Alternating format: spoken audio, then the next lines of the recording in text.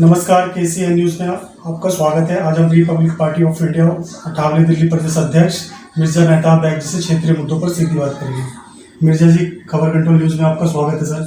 सबसे पहले मेरा ये क्वेश्चन है, जो ईडी ने सीधे दिल्ली के मुख्यमंत्री अरविंद केजरीवाल जी को जो जेल में डाला है, इसको लेकर आप दर्शकों को क्या कहना चाहते हैं सर? नहीं, वो तो इलीगल काम हो रहा है सारे। वो तो ये है कि भाई कोर्ट मैटर है, वो बेल हो जाएगी उनकी, उसके बाद में चलेगा। इससे भी पहले काफ़ी सारे मंत्री आम आदमी पार्टी के सीधे जेल बंद है, वो छूटे नहीं सर अभी तक। क्या लगता है दिल्ली के मुख्यमंत्री छूट पाएंगे सर? देखिए, वो भी छूटेंगे, ये भी छूटेंगे। कानून को किसी के बाप की जागीर थोड़ी है जी। वो जब वकील सही आर्गूमेंट करेगा, अपना पक्ष रखेगा, और जो एडी ने कुछ गड़बड़ की है, जब तक एडी अपनी रिपोर्ट नहीं देती जब तक होता है, उसके बाद दूध का दूध पानी का पानी हो जाएगा। शराब घोटाले में जो हजारों करोड़ का घोटाला हुआ सर, इसको लेकर एक केस दर्ज किया गया सर। जब से देश आज़ाद हुआ है, सरकारें बनी है, घोटाले तो जब से चल रहा है, लेकिन 2014 से बाद से ज़्यादा घोटाले हो रहे हैं। करप्शन तो शुरू से है, लेकिन अब ज़्यादा हो रहा है। सबसे ज़्यादा घोटाला देखा जा रहा है आम आदमी पार्टी की सरकार के अंदर सर, इस बात से आप सहमत हो?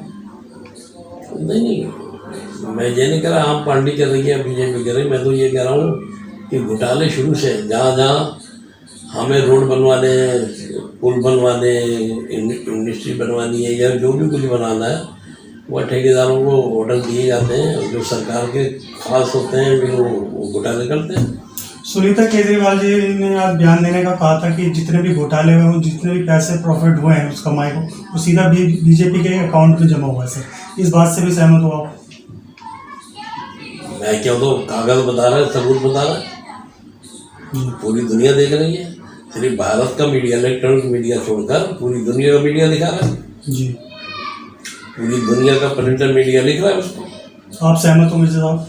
बिल्कुल सहमत है, गलत तो गलत है। ये सारा पैसा बीजेपी के अकाउंट में जा रहा है? नहीं, ये मैं नहीं कह सकता सारा जा रहा है, लेकिन ज़्यादा पैसा जो है, जैसे मीडिया और डॉक्यूमेंट्स या बैंक स्टेटमेंट बता रही है, सारा वो पैसा 80% जो है बीजेपी ले रही है। इस बार दिल्ली का माहौल कैसा रहेगा? चुनाव की बात की जाए सर, 3 और 4 की फाइट आम और के कांग्रेस लड़ रही है सर, इससे भी कोई बेनिफिट होगा इन लोगों को? दिल्ली में 7 सीटें बीजेपी हारेगी, हार रही है। 7 की 7 हार रही है। ये आप कैसे कह सकते हैं सर कि 7 की 7 सीटें हार जाएगी भाजपा? देखिए, आंकड़े ये बता रहे हैं कि पहले जो बीजेपी 7 सीटें जीती थी, तो 7 सीटों में कांग्रेस अलग लड़ी थी और बीजेपी और आम पार्टी अलग, 3 पार्टियां लड़ी थी। तो 3 पार्टियों में 25% वोट था सबका। बीजेपी को 26% मिल गया, बीजेपी जीत गई। लेकिन अब जो इनका अलायंस हो गया आम पार्टी का और कांग्रेस का, 25% कांग्रेस का वोट है, 25% बीजेपी का, उसका आम आदमी का वोट है, 25% बीजेपी का वोट है। तो 50% वाला जीतेगा, 25 वाला जीतेगा। लेकिन सर जो भाजपा का जो वोट रहेंगे वो तो भाजपा में सीमित रहता है, वो तो कहीं मैं कह रहा हूँ 10% वोट है भाजपा का जी, 11% नहीं है। बाकी 15% वोट जो है वो हम तुम जैसे लोग जो उनके साथ में रहते हैं या उनको समर्थन नहीं देते हैं, इसलिए 25 हो जाता है। सर मैं आपसे मिर्जा साहब ये भी जानूंगा, जनता क्यों परिवर्तन चाहेगी सर? भारत के अंदर अनेकों विकास कार्य हुए, इस पर क्या कहेंगे आप? जैसे मैं आपको थोड़ा बता दूं, आप जर्नलिस्ट हैं, आपको नहीं मालूम क्या विकास हुआ है? धारा 370 हटा सर, 3 तलाक के मुद्दों को खत्म किया गया, अयोध्या में राम मंदिर बना, ये सारे मुद्दे तो वो रखेंगे भाजपा सर। असली हकदार है, उनको अवॉइड करना है जी। तो ये गाड़ी कब तक चलेगी भाई? ज़्यादा दिन नहीं चलती। तो जनता परिवर्तन चाहती है सर? बिल्कुल चाहती है जनता, चाहती है। परिवर्तन होगा तो इस बार के चुनाव में देखने को मिल सकता है? बिल्कुल देखने को मिलेगा, अगर ईमानदारी से चुनाव हुआ। अगर चुनाव आयोग आज किसी एक IPS ने उसको लेटर लिखा चुनाव आयोग को, क्या भाई अब मोदी प्रधानमंत्री नहीं है, आम पब्लिक का आदमी है।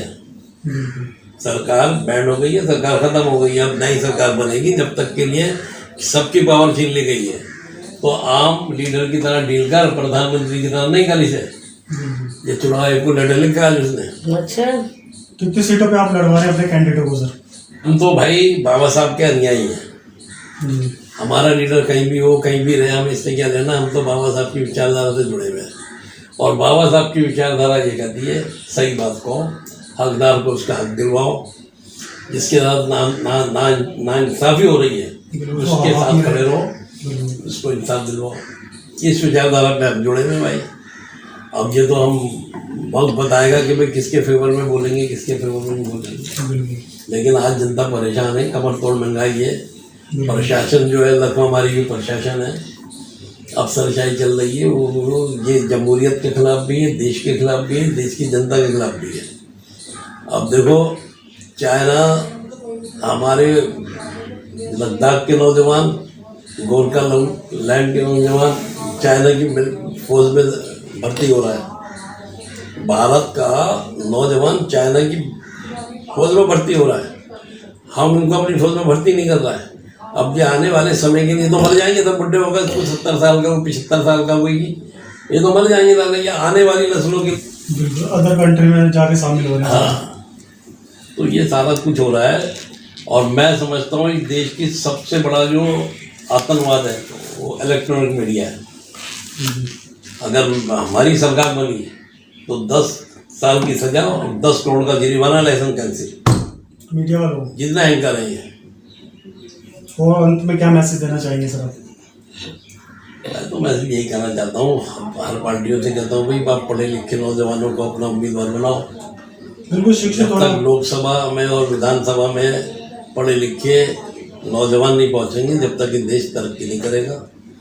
ये जो 80 साल के 90 साल के बुढ़े छोड़ ही नहीं रहे पार्लियामेंट विधानसभाओं, जिनको देख पढ़ने के लिए ऐनक चाहिए, बोलने के लिए माइक चाहिए, चलने के लिए लकड़ी चाहिए, ये क्या देश को संभालेंगे? बिल्कुल खुद ही समझ जाए। बहुत बहुत धन्यवाद सर, आपको अपने समय निकालकर हमसे बात की। राजकुमार जी, आपसे जानने की कोशिश करते हैं, जो ईडी ने दिल्ली के मुख्यमंत्री अरविंद केजरीवाल जी को जो जेल में बंद किया है, इस पर आप दर्शकों को क्या मैसेज देना चाहते हैं? देखिए, इस देश में चुनी हुई सरकार है और अरविंद केजरीवाल जी चुने हुए मुख्यमंत्री हैं और काफ़ी बड़ी संख्या में, काफ़ी बड़ी बहुमत से वो चुनकर आए हैं। ईडी अपना काम कर रही है, लेकिन वो काम ऐसा नज़र नहीं आता कि वो ईमानदारी से काम कर रही है। आम पब्लिक के दिमाग में ये बातें हैं कि भाई इस सारे के सारे नेता जो हैं विपक्ष से ही करप्ट है क्या सत्ता दल का कोई भी नेता करप्ट नहीं होता है? जैसा कि हम देखते हैं, पीछे माननीय प्रधानमंत्री जी ने कई बार बोला है मैं भ्रष्टाचार को खत्म करूंगा। अच्छी बात है, करना भी चाहिए, लेकिन भ्रष्टाचार केवल विपक्ष के अंदर ही है, सत्ता पक्ष के अंदर कोई भ्रष्टाचार नहीं है। या जो व्यक्ति सत्ता पक्ष के दाव थाम लेता है उसका भ्रष्टाचार खत्म हो जाता है। जैसा कि पेपरों में पढ़ते हैं, हम टीवी में देखते हैं कि वॉशिंग मशीन है बीजेपी के पास, जो सबको धुलाई करके उनको पवित्र बना देती है। तो मेरा व्यक्तिगत मानना ऐसा है कि भ्रष्टाचार के खिलाफ लड़ाई होनी चाहिए, सख्त लड़ाई होनी चाहिए। हर आदमी को हक है कि भ्रष्टाचार के विरुद्ध बातें करें, उनके ऊपर एक्शन ले, लेकिन वो लेवल फील्ड होनी चाहिए, सबके लिए बराबर होना चाहिए। ऐसा नहीं कि भाई कोई आदमी विपक्ष का है उसको ही पकड़ लो। और टाइमिंग देखो, जिस दिन केजरीवाल जी को अरेस्ट किया गया उस दिन अगर आपको पता होगा कि सुप्रीम कोर्ट ने ऑर्डर दिया था सारे इलेक्ट्रल बॉन्ड के लिए, सारा सार्वजनिक करने के लिए। उस दिन वो SBI ने वो सार्वजनिक किया, सारी लिस्ट दे दी। तो उस खबर को दबाने के लिए, मैं ऐसा मानता हूँ कि उस खबर को दबाने के लिए एक नई खबर पैदा की है। अब सारा का सारा ध्यान केजरीवाल के ऊपर लगा हुआ है, पिछले 1 हफ्ते से भी देख रहे हैं। वो खबर बहुत महत्वपूर्ण खबर है, जिसमें लाखों करोड़ों रुपए का हेरफेर हुआ है, क्योंकि जो चंदा इलेक्टोरल बोर्ड से दिया गया है, माननीय सुप्रीम कोर्ट ने कह दिया है वो स्कीम ही पूरी असंवैधानिक थी, अनकॉन्स्टिट्यूशनल स्कीम थी। वो जो पूरी स्कीम ही गलत थी, उसमें मिला पैसा, उसमें जो प्राप्त हुआ पैसा, चाहे वो किसी भी पार्टी को मिला हो, वो सारा पैसा गलत है।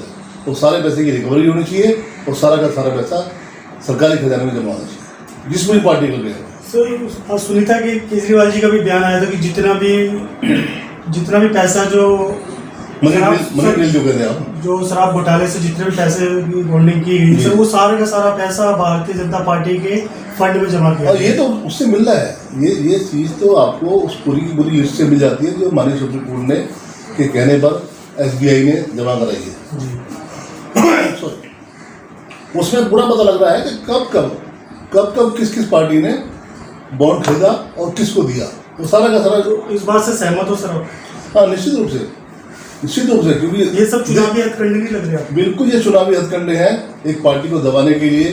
कोई पार्टी हो, मैं कोई आम आदमी पार्टी का समर्थक नहीं हूँ, जी। ये भी बता दूं, लेकिन फिर भी मैं लोकतंत्र का समर्थक हूँ। लोकतंत्र में हर विषय को, हर आदमी को, हर छोटे छोटे इंसान को वो पूरा अधिकार है जो एक अधिकार प्रधानमंत्री के पास है या राष्ट्रपति के पास है।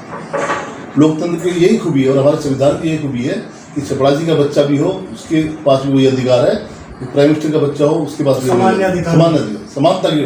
हमारा संविधान जो कहता है समानता की, मानवता की बात करता है, भाईचारे बंधुत्व की बात करता है, और हमें उसी विषय के ऊपर चलना चाहिए। कुछ संदेश देना चाहेंगे सर? तो मैं दिल्ली वासियों से और देशवासियों से यही कहूँगा कि आप हर किस्म पे शांति बनाए रखें, किसी के बहकाव में ना आए, गलत वीडियो ना देखें।